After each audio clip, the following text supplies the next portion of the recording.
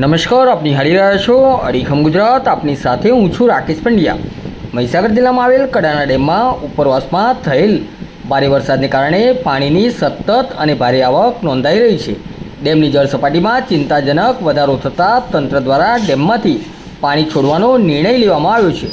કડાણા ડેમની જળ સપાટી ભયજનક સપાટીની નજીક 416 ફૂટ પર પહોંચી ગઈ છે. હાલમાં ડેમમાં 91,000 ક્યુસેક પાણીની ધરખમ આવક થઈ રહી છે, જેની સામે તકેદારીના ભાગરૂપે ડેમના 6 દરવાજા 4 ફૂટ ખોલી દેવામાં આવ્યા છે. આ દરવાજાઓ દ્વારા મહી નદીમાં 54,540 ક્યુસેક પાણી છોડવામાં આવી રહ્યું છે. પાણી છોડાતા પહેલાં ડેમ સત્તાવાળાઓ દ્વારા વિધિવત રીતે પૂજા અર્ચના કરી શ્રીફળ વધેરવામાં આવ્યું હતું. આ પ્રસંગે ડેમના અધિકારીઓ અને કર્મચારીઓ ઉપસ્થિત રહ્યા હતા.